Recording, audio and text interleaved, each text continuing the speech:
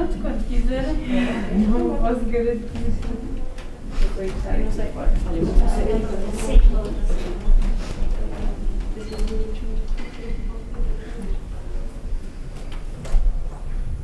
Sim. Bem, muito boa tarde a todos, ou bom dia ainda para a maior parte de vós. Bom dia a todos. O meu nome é Ana Sabina, sou professora aqui do ISPA e tenho o prazer de apresentar a professora Patrícia Costa, do ISCTE, que vem aqui hoje nesta conferência falar-nos sobre o trabalho de equipa em contextos virtuais das fronteiras físicas às fronteiras psicológicas. É um tema extremamente interessante, um tema que nós temos trabalhado muito este semestre no âmbito da nossa cadeira de Psicologia Organizacional 2 e por isso faz todo o sentido termos também a professora Patrícia connosco hoje acrescentar aqui algo a mais-valia ao trabalho que temos desenvolvido internamente. A professora Patrícia é licenciada em Psicologia pela Universidade de Coimbra, tirou o seu mestrado no ISCTE em Comportamento Organizacional e depois voltou às raízes da Psicologia, não é? No doutoramento. Em termos de linhas de investigação, trabalha trabalho de equipa e estuda trabalho de equipa num contexto muito particular, num contexto de virtualidade, que será hoje o contexto que iremos trabalhar aqui hoje, no âmbito de todas as relações interpessoais e relações de natureza mais afetiva no trabalho de equipa. Paralelamente, e obviamente que todos estes interesses se relacionam, trabalha também muito a questão da saúde mental e do bem-estar nestes contextos particulares. E por isso é um gosto receber aqui hoje a professora Patrícia. Muito obrigada mais uma vez pela presença. E pronto, bom dia, agora eu. Obrigada por terem vindo. Queria começar por agradecer ao Luís pelo convite para estar aqui a falar hoje convosco deste assunto. Na altura quem fez o convite foi o professor Pedro Quinteiro, quem eu agradeço em primeiro lugar, e agora a professora Ana também pela introdução que fez aqui a mim, ao meu trabalho, etc. Porque é que eu venho aqui falar convosco? E depois vão-me dizendo mais ou menos, uma vez que estão a abordar estes temas também em aula, né? Se há algum assunto que faça sentido aprofundarmos um bocadinho mais, ou se há alguma coisa que, pelo contrário, já falámos, já está ok, eu também passo à frente. Eu tenho, de facto, estado a estudar nos últimos anos esta questão do trabalho de equipa em contexto virtual. Já trabalhava trabalho em equipa antes, numa situação normal, depois comecei-me a interessar por este aspecto e, entretanto, veio a Covid e, portanto, tudo isto se tornou mais... muita gente a acabar por se interessar por isto mais nos últimos anos e houve também uma explosão muito grande de trabalhos sobre a virtualidade e o trabalho em equipa virtual no contexto da pandemia. Eu não vou falar muito sobre esses porque esse é um contexto muito próprio, não é, quer dizer, claro que é trabalho virtual, mas é trabalho virtual em confinamento, é trabalho virtual num contexto diferente. Eu vou falar de um contexto mais normal. E vou fazer uma espécie de passagem histórica, por assim dizer, às abordagens de virtualidade que têm sido feitas ao longo do tempo, né, na parte da academia, e ao pensamento que se tem tido sobre isto, até à atualidade. É mais ou menos isso que eu vou fazer. Mas queria começar por partilhar convosco um vídeo pequenino que provavelmente vai ser familiar para vocês, acho eu, porque reflete um bocadinho aquilo que tem sido a nossa vida nos últimos anos com esta questão também do próprio trabalho virtual. E queria começar por aqui. Trip Crosby has joined the meeting.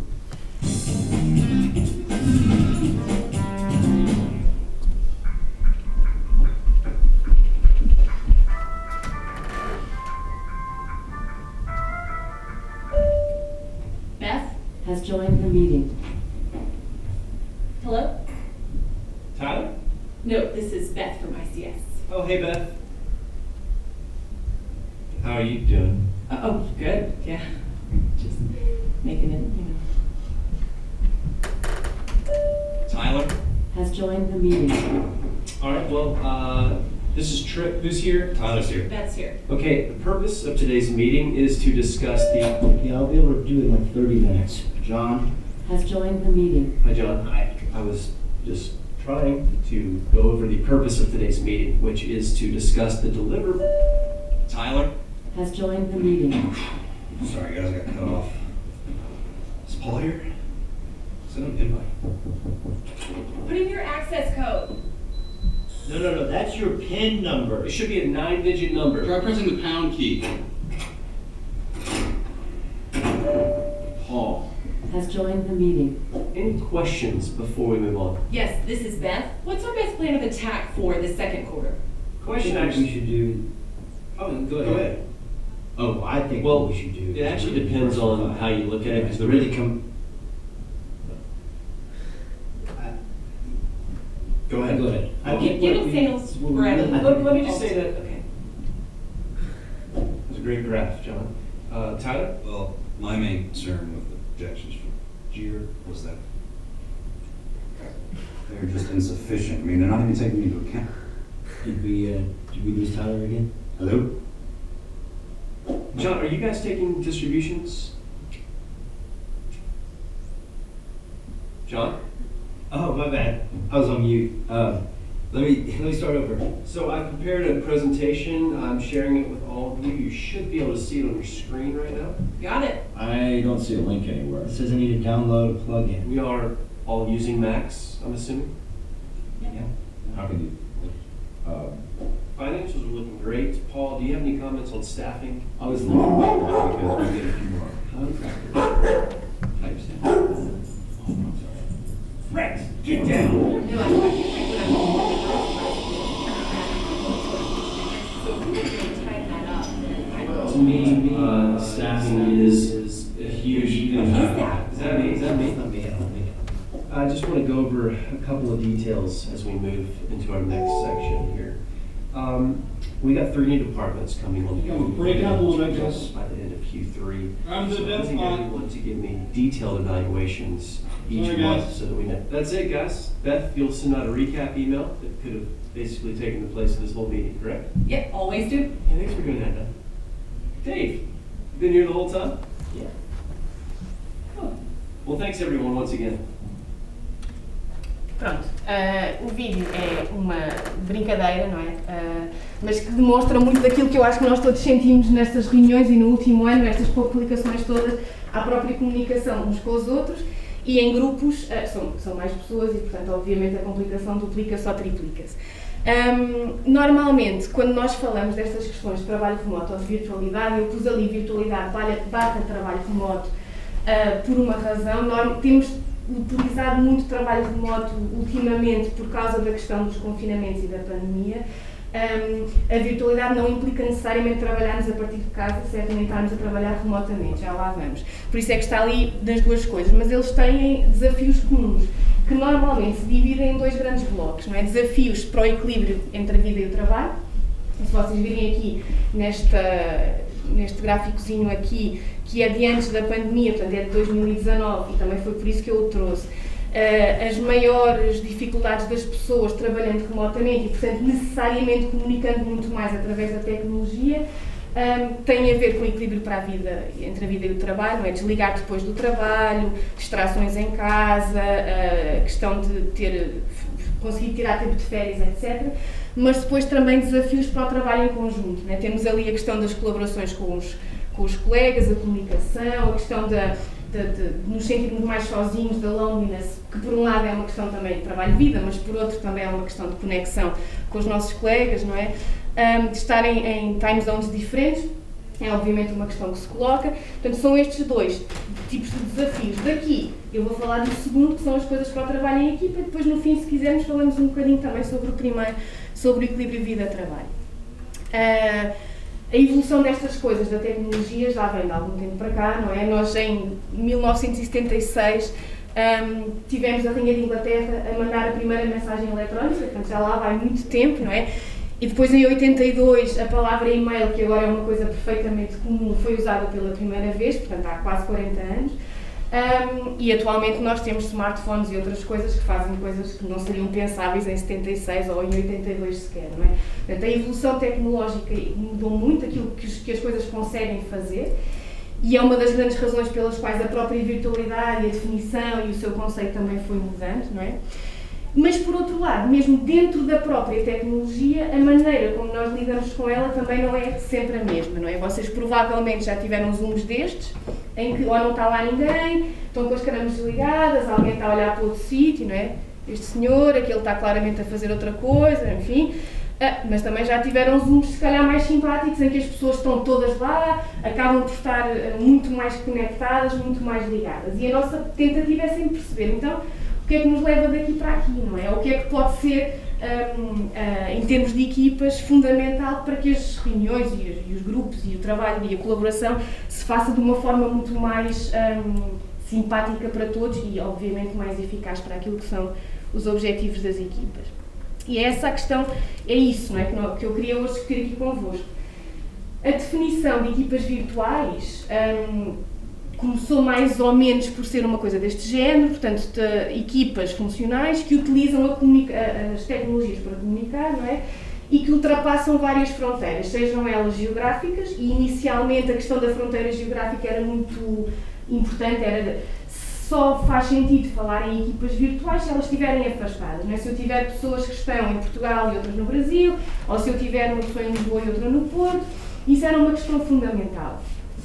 E às vezes também do tempo, não é? Das time zones. Eu agora estou aqui, são estas horas, daqui a bocado tenho uma reunião com uma colega dos Estados Unidos que, se ser marcada para aquela hora, ela está a acordar até ao meio do dia, não é? Que ultrapassam essas barreiras. Com o tempo, a questão da geografia deixou de ser tão relevante, porque obviamente vocês sabem, estão aqui nesta sala e se calhar um de vocês está a mandar mensagens à outra pessoa que está nesta sala. Não é preciso nós estarmos afastados para estarmos a comunicar virtualmente. Mas fiquemos com esta definição, que são equipas que usam tecnologia para comunicar. E obviamente que então isso coloca a tónica na questão da comunicação, né? O que torna diferente estas equipas das outras, se não é tanto a geografia ao estarem afastadas, mas é a forma como comunicam. Então o que é que da comunicação se altera e o que é que da comunicação as torna também mais ou menos eficazes. E é esta passagem pelas coisas da comunicação que eu queria fazer convosco.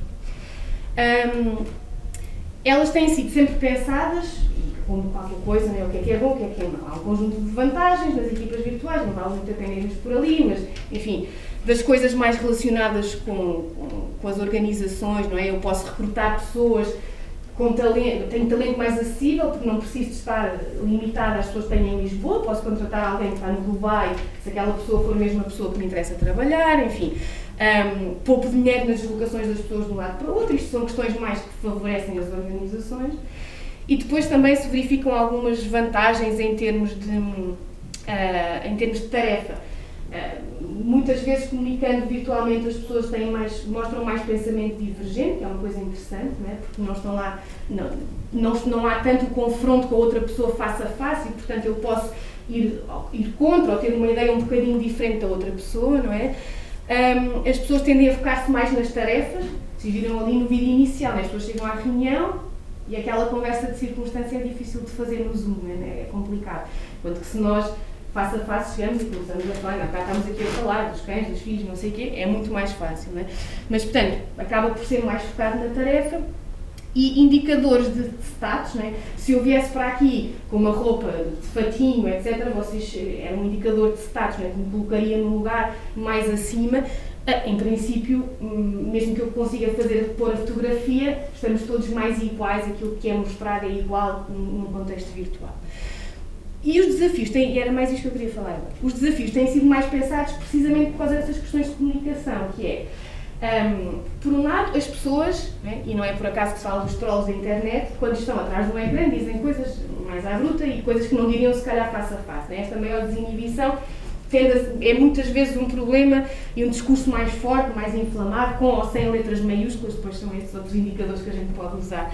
Mas há este comportamento mais desinibido, mas sobretudo esta ideia de há menos interações sociais, menos interações informais, focadas nas relações entre as pessoas, porque estão mais focadas na tarefa.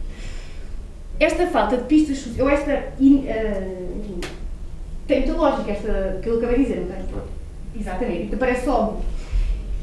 E por ser tão óbvio, ficamos sempre um bocadinho presos a esta ideia, que é, eu virtualmente não consigo estar tão próximo dos outros, emocionalmente, de forma afetiva, não consigo partilhar informação tão pessoal. Encalhamos um bocado ali o pensamento porque é uma ideia que faz sentido e que, se voltarmos ao início, não é? A Rainha de Inglaterra, provavelmente aquele primeira mensagem eletrónica que escreveu, não pôs lá muito conteúdo emocional. E nós, nos nossos primeiros as pessoas, nos nossos primeiros e-mails também não é? E, portanto, a partir daqui, pensou-se muito sobre a questão do trabalho virtual é menor, ou a comunicação virtual é menor, carece sempre desta parte afetiva. E estas várias perspectivas, que eu não traduzi porque acho que é difícil traduzir, mas que são cues filtered out, portanto, pistas que são deixadas para trás, dominaram muito o pensamento sobre a virtualidade e o trabalho virtual. E todas elas têm como premissa básica, isto que eu acabei de dizer, que é a comunicação mediada por computador é sempre impessoal, tem sempre que ser impessoal, porque faltam coisas. Eu não consigo pôr lá tanta informação emocional como numa interação face a face. Daí que, por isso é que as pessoas se orientam mais para a tarefa, daí depois há aqui um conjunto que são resultados de estudos, depois se vocês quiserem posso partilhar, é mais difícil chegar a um consenso, as decisões tomam mais tempo, demoram mais tempo a ser tomadas, sobretudo quando são decisões que envolvem também alguma questão mais interacional, etc. Portanto, estes estudos pareciam suportar a ideia de que é menos bom para as relações nós comunicarmos assim. E, muito também nesta mesma linha, as teorias da comunicação foram acompanhando isto, não é? Uma das teorias mais importantes, ou que teve mais impacto nesta área, é a teoria da riqueza dos mídia, que diz que os meios de comunicação serão tanto mais ricos quanto conseguirem transmitir pistas emocionais. E, portanto, eu face a face é o meio mais rico de todos, vocês estão a ver a minha expressão facial, os meus gestos, a minha postura, o tom de voz, etc. Não é? E o menos rico seria tudo aquilo que é escrito, não é? E escrito impessoalmente, em que eu não tenho a minha letra, caligrafia, não é? Eu uso o computador e, portanto, seria o e-mail. E depois haveria aqui um crescendo, não é? De maior riqueza, do e-mail para notas pessoais, que também são escritas, mas com a minha caligrafia, e em que eu já me dirijo, ou que dou alguma informação sobre mim próprio, mais personalizado, o telefone, em que se ouve o tom de voz, e depois a videoconferência, etc. Por aí fora. Portanto, os mais ricos tinham o quê? Possibilidade de personalizar a minha mensagem, não é? Seriam aqueles que permitiam eu receber e dar feedback ao mesmo tempo que estou a falar, não é? Estou a olhar para vocês estão-me a dar feedback sobre aquilo que eu estou a dizer, não é? Sim, não, estou a adormecer, estou muito interessada, eu vejo isso, é feedback imediato. E quantos, aquilo que se chama sistemas de pistas é que eu estou a usar, não é? É visual, é auditivo, é verbal, portanto seriam esses os meios mais ricos. E daqui a ideia seria, então vamos usar os meios, aquilo que tornaria as equipas mais eficazes seria, e as pessoas na comunicação virtual, seria a capacidade de escolher o meio mais adequado ao objetivo de comunicação que eu tenho. Se é um objetivo de comunicação em que eu quero só dar informação, passar informação, não preciso de discutir, não há cá grandes incertezas, quero dizer a que horas é que começa o filme. Não vale a pena estar aqui a telefonar em videochamada, se calhar mando uma mensagem ao meio-dia e meio. É uma informação, é objetiva, não preciso de discutir convosco grande coisa, é muito mais direta. E aí a lógica seria, então vamos usar meios mais pobres. Tudo isto, procedimentos, formas, não sei o quê, coisas impessoais, não. Por outro lado, se é preciso discutir, se é preciso pôr várias opiniões em cima da mesa, se é preciso, se há várias formas de chegar a uma solução, etc., então deveria usar meios mais ricos para o fazer. Quando quer feedback imediato, etc., coisas em que não há uma resposta única, portanto eu ia para os meios mais ricos. Isto dominou durante muito tempo esta ideia, é isto que temos que fazer, se assim o fizermos, então conseguimos interações de maior qualidade e de maior eficácia.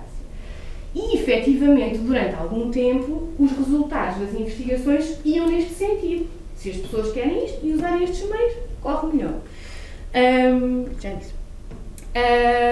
Isto é a solução, depois deixo os slides, só ficam com a... Portanto, a lógica é, há uma maneira de otimizar isto e é esta. Com o passar do tempo, outras investigações, vocês começam a ver aqui, já estamos a avançar por uns anos, as datas vêm sempre mais ou menos em sequência, começou-se a perceber que talvez as coisas não fossem bem assim, não é? Ou não fossem bem assim de início, ou estivessem a mudar. Porque, por um lado, se investigações que perguntavam às pessoas que meios é que elas preferiam para determinadas circunstâncias, a resposta nossa, das pessoas, era alinhada com a teoria. É assim, não, eu prefiro face a face porque tenho muito mais informação, com mais coisas e sinto-me mais próximo e não sei o quê. Mas, no entanto, Investigação a sério, no sentido em ver efetivamente o desempenho das pessoas, a sua satisfação, etc., não alinhava propriamente com esta ideia, não é? Porquê? Nós começámos a aprender, nós, pessoas, ao longo do tempo, a usar os meios, mesmo os mais pobres, de formas ricas. Eu posso perfeitamente, num e-mail, ser altamente pessoal a escrever. E começámos a aprender e a desenvolver normas sociais de utilização destes meios que nos permitem acrescentar riqueza. Antes de haver emojis, alguém descobriu 2 pontos fecha parênteses. Não é? É uma maneira de convergir, de passar informação emocional, utilizando as propriedades limitadas que aquele meio tem. Mas agora temos milhares de emojis, tudo, não é? Amendoins, o que vocês quiserem, mas é verdade. Mas antigamente não havia, no entanto, e mesmo antes de alguém ter descoberto os 2 pontos fecha parênteses, alguém descobriu que se pusesse letras maiúsculas, os outros sabiam que a pessoa estava a falar mais alto. Ou em bold, ou noutra coisa qualquer, não é? Ou muitos pontos de exclamação, ou reticências. E começou a haver uma apropriação dos próprios meios por nós, pessoas, não é? Que tornaram aquela distinção entre ricos e pobres um bocadinho fraquinha e um bocadinho pobre ela própria. Deixou de fazer muito sentido. E depois, por outro lado, se no início falávamos que comunicação digital era e-mail, agora já não é, certo? Nós temos telefone, fazemos videochamadas. Os próprios novos meios vieram trazer funcionalidades que os outros não tinham e fazer com que, mesmo virtualmente, haja pistas que possam ser passadas. E, portanto, começámos a ver que a coisa podia não ser bem assim. Começou-se a pensar, então, se calhar não é propriamente a riqueza dos meios, é o grau em que eles permitem sincronia na comunicação, definida daquela maneira, não é? Um estado em que as pessoas trabalham em conjunto, ao mesmo tempo, e com um foco comum. E esta parte do foco comum aqui é muito importante, não é? Se a sincronia é definida desse modo, então alguns meios permitem que eu tenha mais sincronia a trabalhar e outros permitam que eu tenha menos, não é? E ela define-se com estas dimensões que aqui estão. Quanto mais rápido eu consigo transmitir a mensagem ao outro e, portanto, permito feedback, maior é a sincronia. Um e-mail, à partida, terá menor sincronia do que um chat em que a pessoa está lá. Porque no e-mail, nós também podemos jogar com esta coisa, eu recebo um e-mail, mas faz conta que não vi, para ninguém sabe. Portanto, também fazemos esta apropriação. Mas, à partida, a velocidade de transmissão aumenta a sincronia. Quanto mais coisas eu consigo estar a fazer ao mesmo tempo, menor é a sincronia, porque limita o foco comum que eu tenho à tarefa. A senhora estava no Zoom a jogar cartas, não é? Estava a ver o documento perfeitamente. Tem um paralelismo maior, posso fazer mais coisas ao mesmo tempo, não é? E todos nós temos várias tabs abertas enquanto estamos a fazer várias coisas e, portanto, menor sincronia aqui. Quanto mais eu puder ensaiar o que vou dizer, escreva pá, isto não está bem, vou apagar outra vez, vou fazer, menor também a sincronia, e quanto maior eu conseguir voltar atrás e ver o que fiz, se vocês utilizarem, por exemplo, o Teams ou o Slack e tiverem as conversas todas registadas, conseguem ir na semana passada e ver o que é que ficou decidido, o que é que alguém me disse, não é? Também diminui a sincronia da comunicação, porque torna a coisa mais linear, menos síncrona. E quanto mais eu tiver símbolos que possa usar, que aproximem a linguagem da linguagem natural, mais síncrona ela é, e os emojis entram aqui também, por exemplo, e outro tipo de coisas.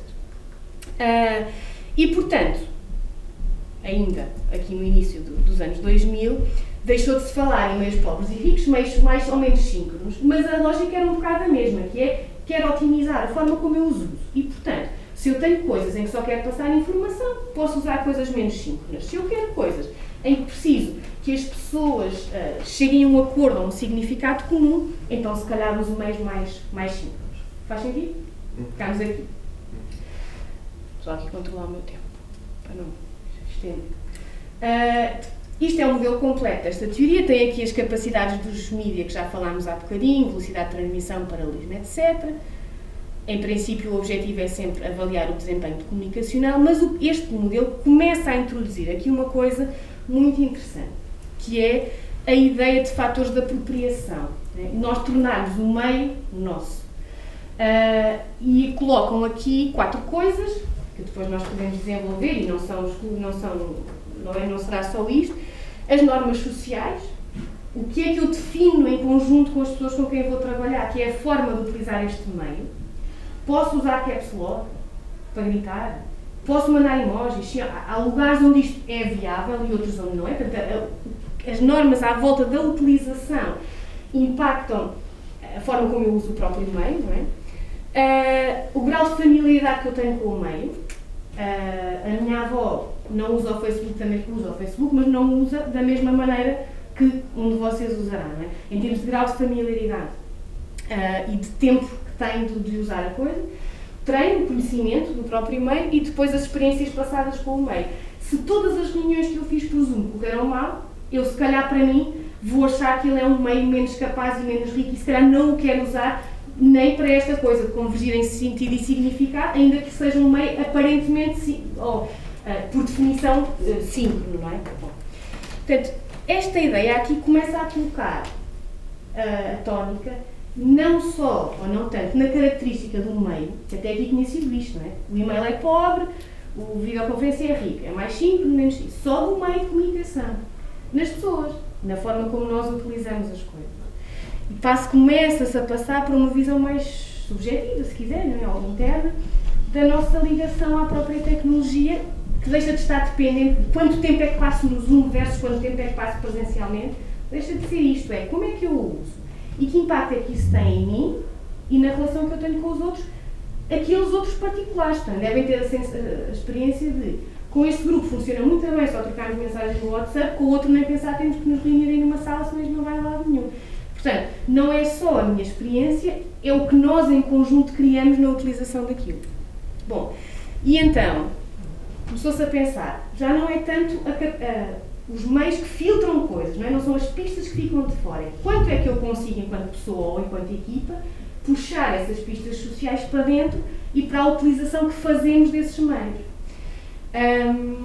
E começou-se aqui a chegar a algumas conclusões que parecem óbvias agora, e provavelmente parecem óbvias a vocês que nasceram já a utilizar estas coisas, mas que não são necessariamente óbvias para quem, no início da sua vida profissional, não usava e-mail, não é? E mandava uma carta, ou um fax, vá lá, na melhor das hipóteses, à espera que o colega respondesse. Bom.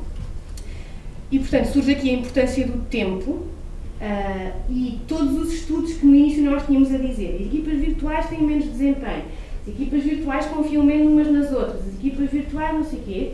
Com o tempo isso deixou de ser verdade. Esses estudos já não foram feitos no início das equipas virtuais. Com o tempo e ao longo quanto mais as equipas trabalham em conjunto, menos aqueles efeitos se notam. E equiparam-se, mesmo em confiança, que normalmente é aquela coisa que demora mais tempo, e de interação interpessoal, às mesmas. E, como já falámos, adaptamos a forma como usamos a nossa linguagem e os próprios mídias. Bom, esta é mais ou menos a perspectiva histórica. Entretanto, o que é que se começou a ver? Há aqui dois aspectos fundamentais para aquilo, para eu trazer as pistas para dentro, que é a sensação de que é possível criar-se da presença do outro, mesmo virtualmente, quando é que eu sinto que o outro está lá, a ideia da presença social, e quanto é que a nossa interação e a nossa linguagem se aproximam o mais possível da linguagem natural, que será a linguagem oral e face a face. E, portanto, que é, tanto por um lado, limitada por aquilo que o meio consegue ver. É óbvio que se eu não tiver imagem, não consigo pôr lá a pista da minha cara, não é? Não dá, se o meio não só permite palavras, mas também pela utilização que nós fazemos. Há muita gente que no Slack ou no Teams põe a fotografiazinha sua lá no ícone. Outros não põem. Isso é nosso, não é? Somos nós que decidimos fazer isso. Portanto, estas duas dimensões aqui.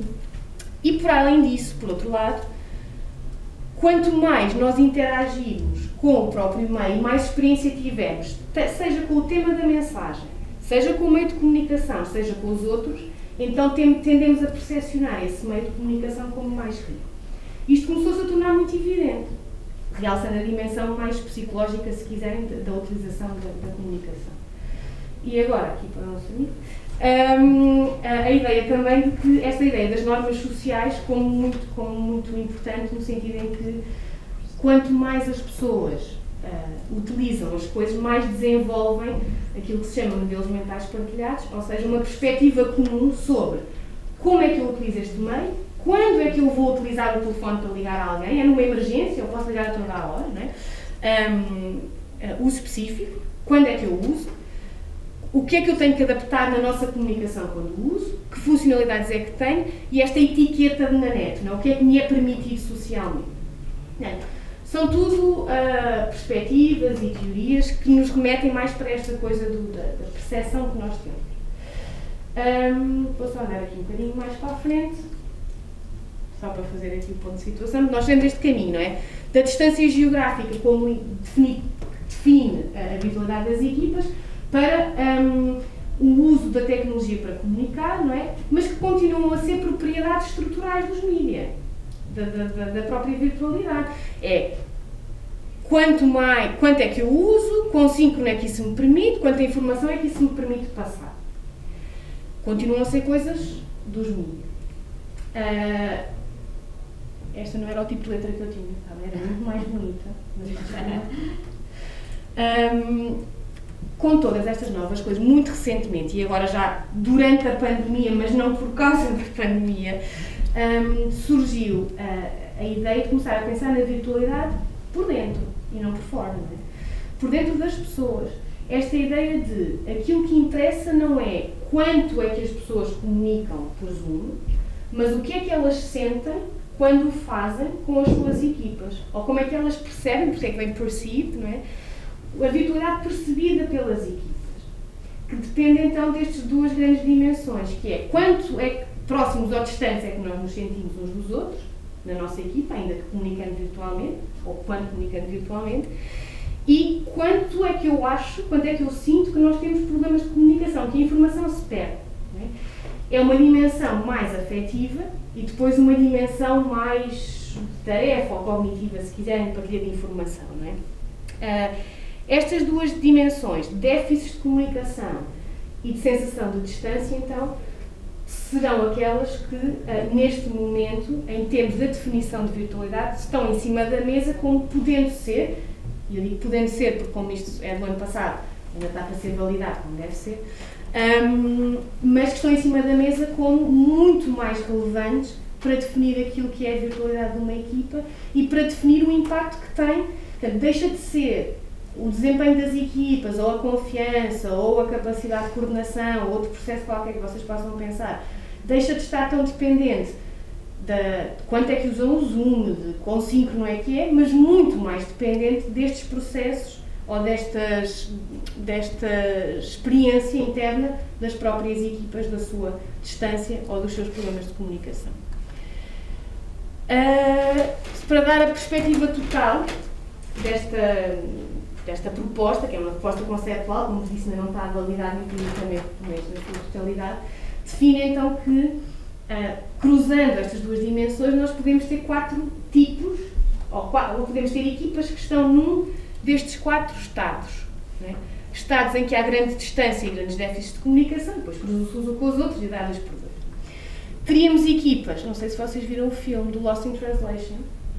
Não, é ali, este filme aqui, se não viram, vejam. Mas que seria a situação de maior virtualidade, porque eu sinto-me, é um filme sobre um americano que vai para o Japão, China, é Japão, não é? E portanto há ali uma grande distância cultural, interacional, etc. e de comunicação, porque ele não fala nada da língua, não é? Por isso é que se chama Lost in Translation, mas será uma situação em que eu não percebo nada do que me dizem, não consigo comunicar, sinto que me falta informação, que não me chega informação suficiente, etc. E sinto-me afetivamente longe das pessoas, não temos ligação, não temos conexão. Depois, um estado mais de discoteca, não é? Em que não se ouve nada, há muito barulho, déficit de comunicação enorme, mas estou pertíssimo das pessoas.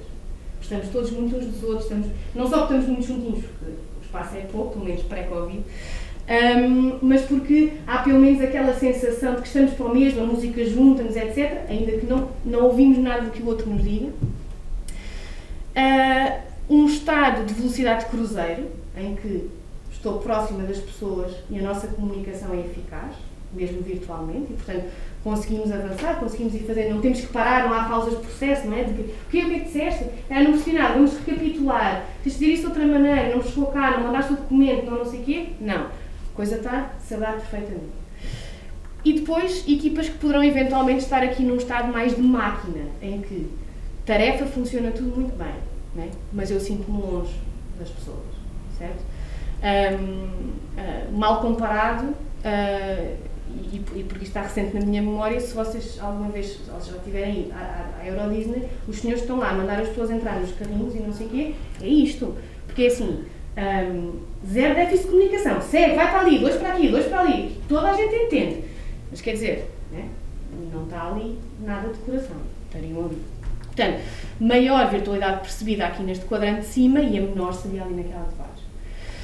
Os estudos preliminares que nós temos com isto, e aqui estão as duas amostras com que se recolheu dados sobre esta questão, não só mostraram que efetivamente há equipas que caem em qualquer um destes quadrantes, portanto eles fazem sentido conceptual e eles encontram-se na prática, não é? E estão mais ou menos igualmente distribuídos em termos de número de equipas, o S1 é Sample 1 e Sample 2, mais ou menos, mas que em termos de resultados das equipas, ao nível mais afetivo e ao nível depois mais de desempenho, efetivamente são as equipas que estão aqui com menor virtualidade percebida, as que têm também elas, por um lado, melhores indicadores afetivos, uma média maior aqui no indicador de engagement, e com diferenças significativas entre os grupos, não é? E depois também com melhores resultados ao nível aqui de desempenho mais, não afetivo, mas desempenho da própria equipa, em termos de adaptação aqui também. E portanto isto dá-nos alguma segurança em dizer que esta perspectiva coloca a virtualidade numa ótica mais de percepção e de experiência é um caminho que possa fazer sentido e que fará mais sentido do que as outras perspectivas, que cada vez mais há milhares e milhares de estudos, que depois muitos deles não são publicados porque não têm resultados significativos, mas quando metem a virtualidade lá no meio não tem resultado nenhum. Dá igual as pessoas terem estado mais ou menos dias em teletrabalho, mais ou menos tempo a usar o Zoom, se calhar estas coisas aqui farão mais diferença e poderão avançar um bocadinho mais aquilo que nós sabemos. Sobretudo as grandes diferenças encontraram-se entre estes dois estados, ou seja, garantindo que a comunicação é ok, né? Aquilo que fará a maior diferença então será a distância que eu tenho, a parte mais emocional, a distância que eu sinto em relação aos meus colegas e, portanto, são as dimensões que interagem, sobretudo no que diz respeito ao desempenho das próprias equipas. Portanto, não é só na parte afetiva. Se nós quisermos vender a ideia às empresas, podemos dizer que, sim senhor, funciona em termos do desempenho que elas têm. E, portanto, eu acho que, exatamente, ficávamos aqui com um bocadinho para já, e depois posso voltar aqui, mas para alguma discussão destas ideias, depois se quiserem avançamos para outras coisas, mais da parte do equilíbrio trabalho-família, etc. Mas era esta a mensagem, não é? Que eu queria passar esta coisa ao longo do tempo e que agora chegamos aqui a esta parte. E pronto, e agora? Obrigada, Patrícia. Obrigada. Eu abro aqui espaço para questões, comentários. Tinha aqui uma questão que achei interessante no início, aquela perspectiva que era as pessoas decidem qual é a melhor tecnologia que devem utilizar para realizar determinada tarefa. Eu achei interessante porque, de alguma forma, essa perspectiva coloca como as pessoas têm um conhecimento explícito e declarativo do que é que eu quero utilizar para realizar determinada tarefa. Sendo que, muitas vezes, existem determinadas formas de trabalhar que não é necessariamente focada na tarefa, mas que elas criam quase estruturas implícitas, quase de um ponto de vista indireto, vai influenciar a tarefa indiretamente. A pessoa não percepciona aquele estilo de trabalho como promotor da tarefa. Ou seja, dando aqui um exemplo, é preciso fazer aqui uma aprovação de um projeto, ou estamos a realizar um projeto extremamente virtual porque estamos até separados no trabalho. E rapidamente conseguimos fazer mail, reuniões virtuais, etc. Mas existe aqui um problema que é estas pessoas não interagem no dia-a-dia presencial, o que implica que, por exemplo, questões de modelos mentais sobre os padrões, sobre até sistemas de memória transativa, quem é que é o especialista neste caso, ou quem é que trabalha, de que forma é que as pessoas trabalham, isso não é sustentado quando nós estamos meramente só focados na tarefa. Mas a pessoa vai selecionar aqueles meios porque ela está com foco na tarefa e não com foco no estabelecimento de uma memória coletiva. Certo. Não sei se... Sim, eu percebo. E agora, se calhar, até deixei isto ao fim, ainda bem. Porque uma das coisas, se quiserem, guidelines, né? Aquela coisa muito... X passos para conseguir uma coisa. esta ideia de trabalhar as normas e as expectativas de utilização a priori, sejam elas da tarefa, sejam elas da relação, é sempre um aspecto, vá, que fica na base depois da eficácia das equipas que trabalham assim. E definir o quê? O que é que são estas? O que é que vamos usar? Quanto é que eu posso esperar pela vossa resposta? O que é que eu faço? Quanto é que devem demorar as reuniões? Quanto tempo de conversa social é que nós queremos ter? Se queremos ter? Portanto, esta discussão destas coisas, que entra... Depois cria os sistemas de memória transativa, é sempre um foco inicial muito, muito importante aqui. Como pedra de toque, não é? E queria aqui olhar outra coisa. Não está aqui.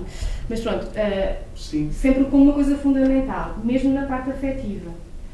E normalmente, enfim, é sempre melhor se as pessoas se encontrarem face a face uma vez primeiro. E se ainda não conseguimos ultrapassar essa... Nem temos que ultrapassar, estou a dizer isto, mas não queria que fosse de outra forma, não é?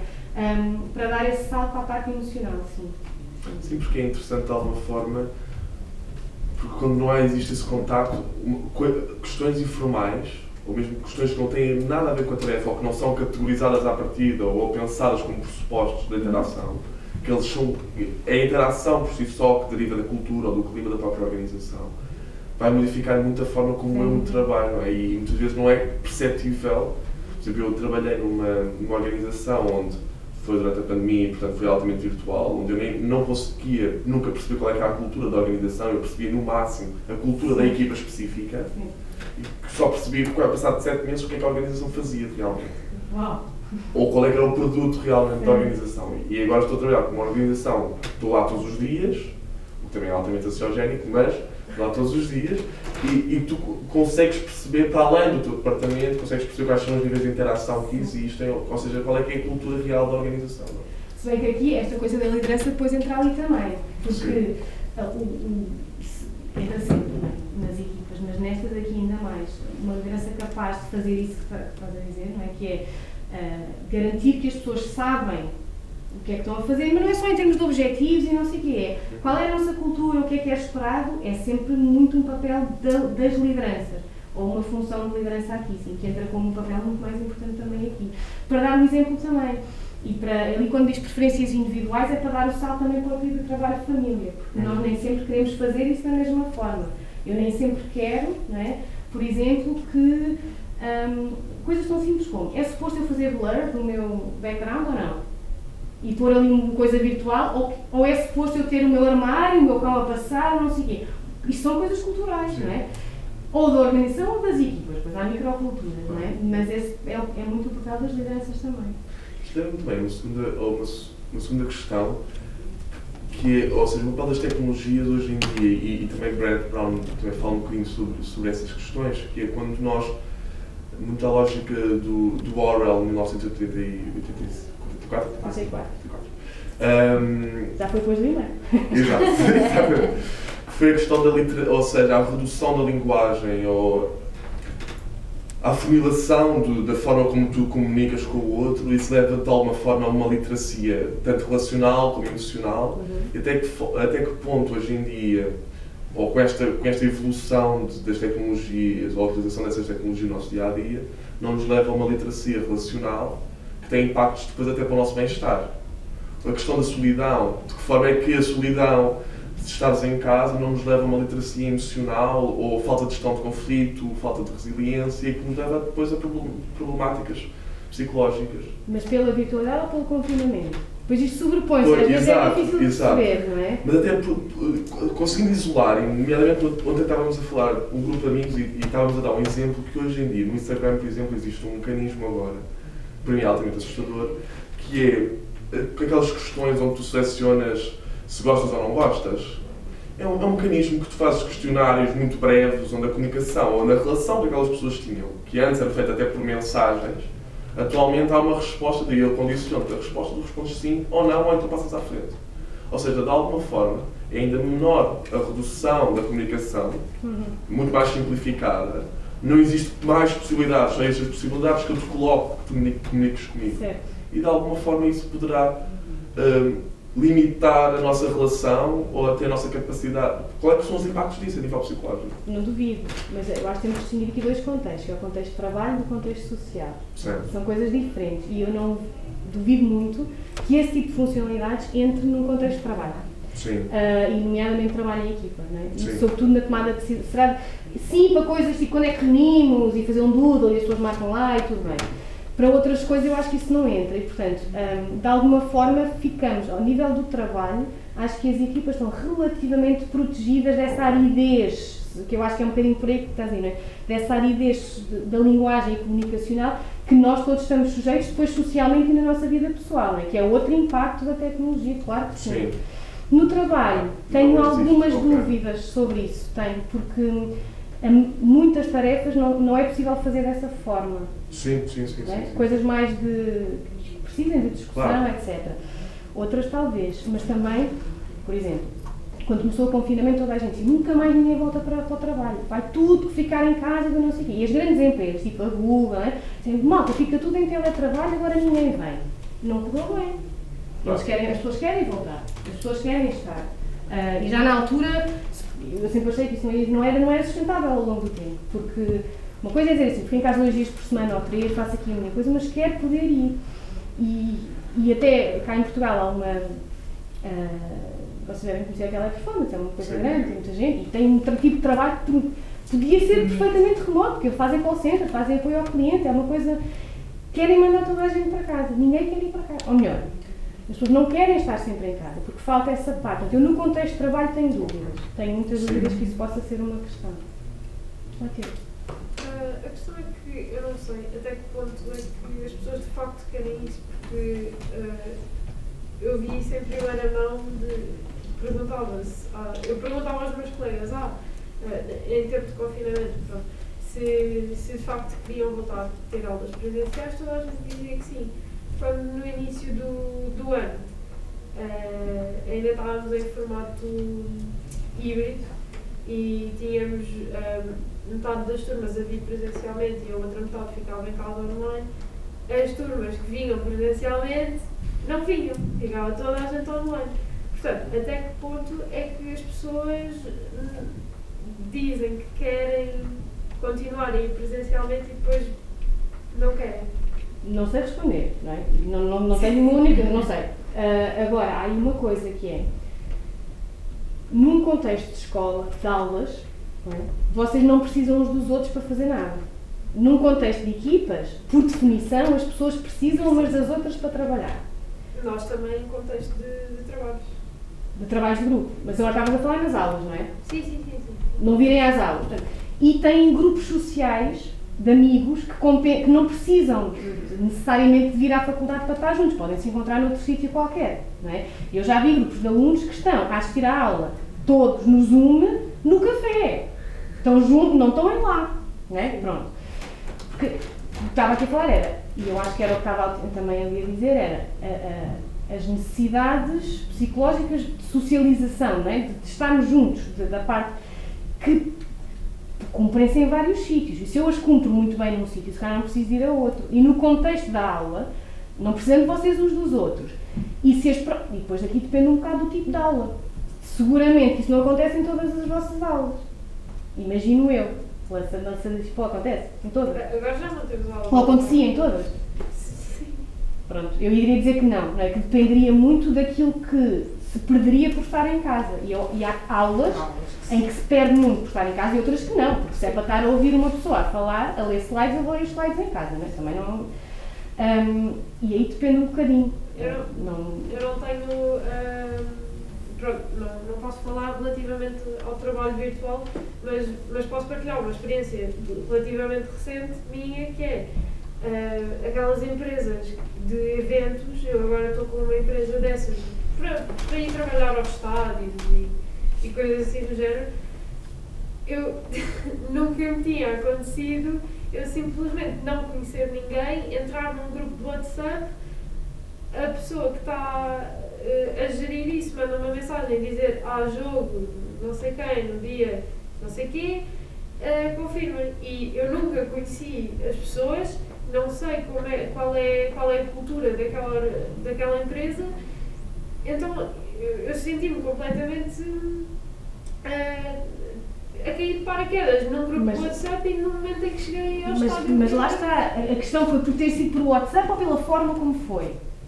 Porque podia ter, olha, temos uma colega nova, é a Matilde fala sobre ti, mandei uma foto tua ou do teu quadro. Sim, eu acho que estas limitações, como estava a dizer, são questões de liderança em que a empresa é que tem que definir como é que vai de facto liderar. E eu acho que não é que de facto seja importante haver pelo menos um primeiro contacto, mesmo presencial, mas acho que isso pode perfeitamente ser comatado com formas de Exatamente. O que eu acho que acontece é que muita gente, depois há outro risco, não é? Que era aquilo que falámos no início, há o foco só na tarefa, com a questão da tecnologia, e perde-se um bocadinho isso. O que faz é aumenta ali a distância entre as pessoas, que foi porque sentiste nessa situação de certeza. Não é? Então, não sei lá quem são estas pessoas com quem eu vou trabalhar, etc. Mas tem a ver com como é que nós lidamos com isso, como é que as lideranças põem isso a mexer, sem dúvida. Sim, eu diria que a questão da liderança é fundamental neste contexto, não é? Deixem-me só partilhar. Na semana passada tivemos cá um webinar sobre trabalho de equipa e um dos nossos convidados falou sobre a questão do teletrabalho, do processo de confinamento, etc. E ele comentou que na sua organização algumas equipas funcionaram maravilhosamente bem, outras funcionaram muito mal, com casos de burnout, etc. Exatamente pela forma como cada líder, cada chefia dessas equipas, de alguma forma soube ou não lidar não só com a questão do confinamento propriamente dito, porque o contexto que nós estávamos a trabalhar era mais alargado com o processo de confinamento, mas da utilização da tecnologia, das novas ferramentas, etc. E realmente a mensagem que foi passada por este convidado foi exatamente a importância crítica do líder na forma como ele percepciona a tecnologia, como ele enquadra, não é? Como ele quase que forma ou que cria uma cultura de equipa à volta desta virtualidade.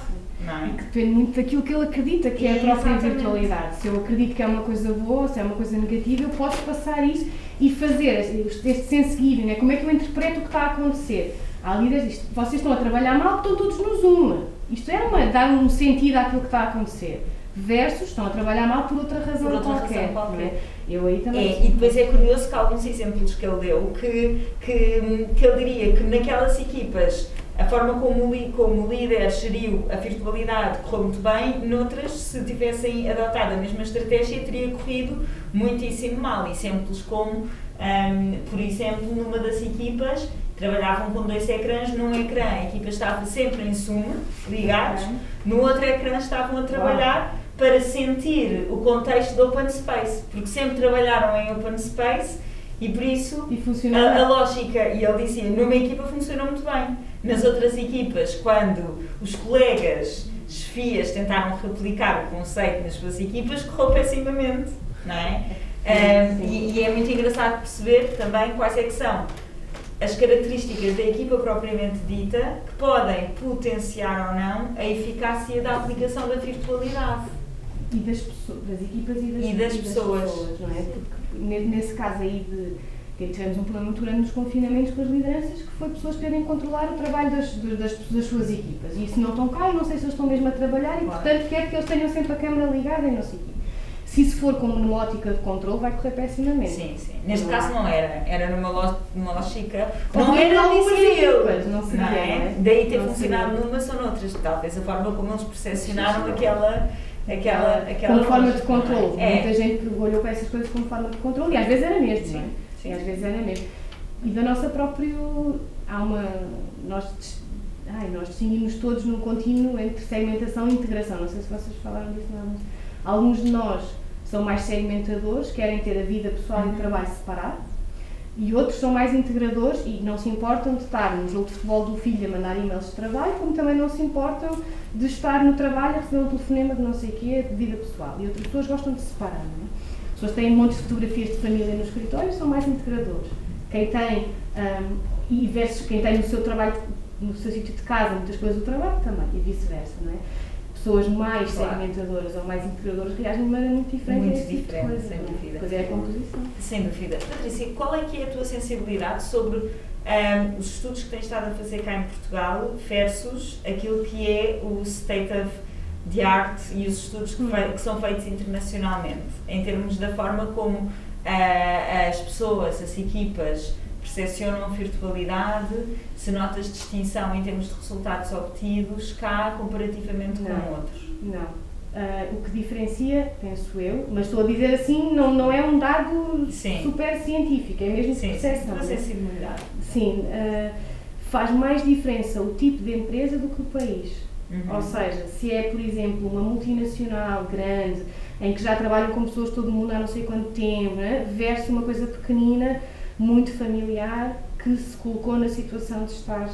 Depois temos esta infelicidade, que é os estudos que temos mais recentes são confinamentos, não são, e eu tenho dificuldade depois em distinguir o que é uma coisa e o que é outra.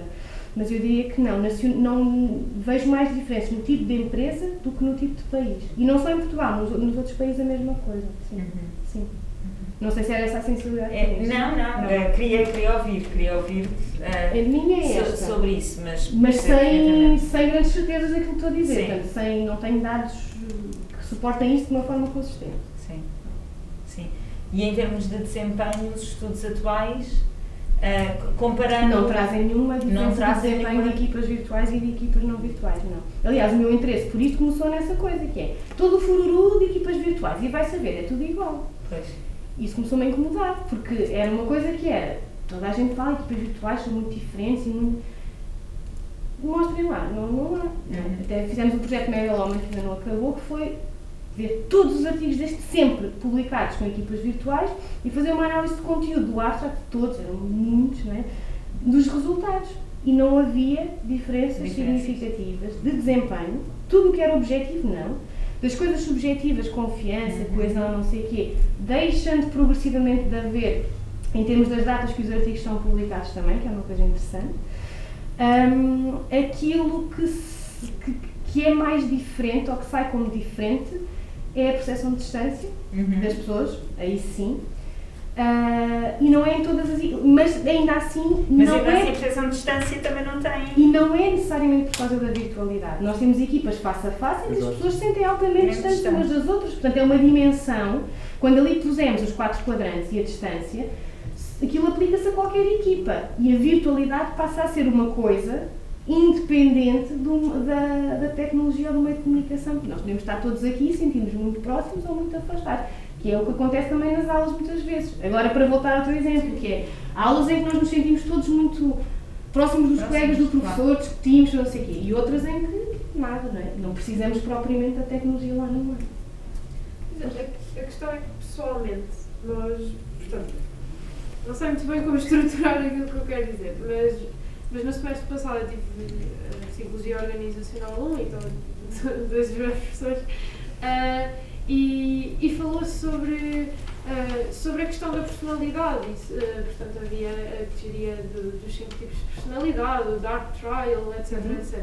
Ou seja, estamos a falar de equipas, não é? Mas as equipas contêm pessoas e cada pessoa tem uma personalidade diferente, um tipo de personalidade diferente.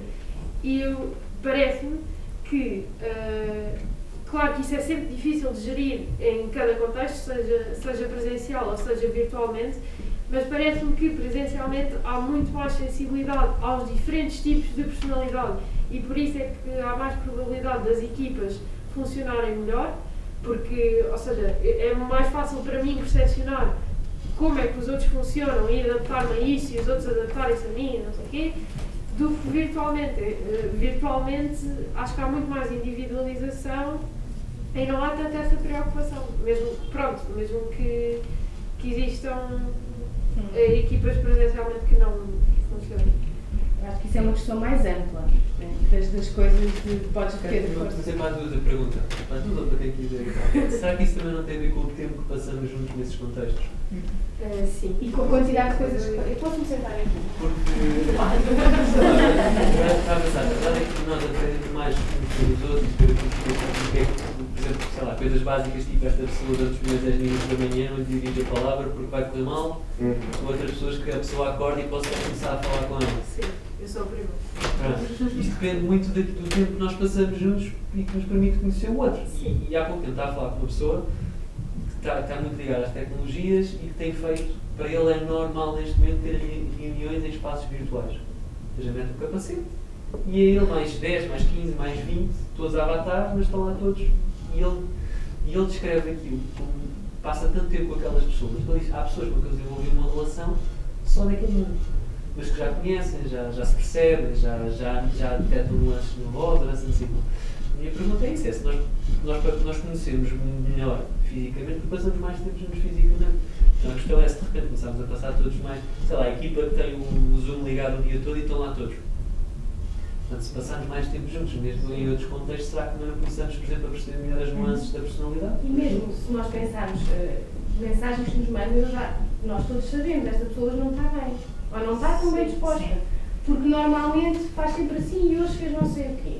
Está-me a responder em uma nossa e eles, ok, ponto. Ok, ponto, já sabemos é a desgraça, está chateado. Mas tem a ver, de facto, com a familiaridade que nós temos, ou as reticências. O e-mail vem só com reticências. As reticências. Mas tem a ver com a familiaridade que temos com a pessoa, acho eu, mais do que com o meio. É isso também, eu concordo. Não sei, E depois há outra coisa engraçada, que era para ir levar a discussão e talvez possas depois falar em cima disso, que é o que é que faz ou seja, eu posso ter, pegando na coisa dos Big Five que estavas a falar, né? 3 pessoas mais neuróticas, 2 mais conscienciosas e uma mais não sei o quê numa equipa. Isso faz da minha equipa uma equipa neurótica e conscienciosa? Enquanto equipa? Não. Enquanto equipa. Enquanto equipa. Né? Aquilo que cada um traz individualmente depois combina-se, né, para criar uma outra coisa, que não é necessariamente a soma ou a média das coisas individuais. Isto depois é uma discussão interessante aqui para a gente das equipas. Mas existe trabalho sobre isso, que é a personalidade do indivíduo e a personalidade da equipa. Que não são necessariamente derivatórias. Eu posso juntar duas pessoas altamente neuróticas, mas depois ter uma equipa emocionalmente estável, se quisermos dizer assim de uma forma muito simples, não é? Porquê? Pela forma como as pessoas interagem, que claro que é condicionada pela nossa personalidade, mas não só, é pela interação também, por isso aqui também é interessante pensarmos que, mesmo seja virtualmente, seja presencialmente, aquilo que cada um traz combina-se numa coisa particular para a equipa, não é? Que não é previsível pela composição necessariamente da própria equipa.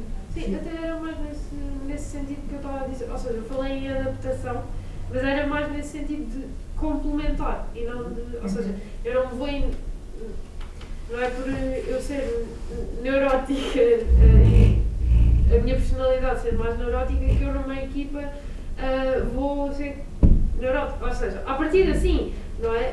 Mas também não me vou inibir. Ou seja, acaba por se complementar, acho eu. E pode dar jeito às vezes à equipa. O quê? E às vezes dá jeito à equipa ter um elemento mais preocupado com as coisas. Alguém sim.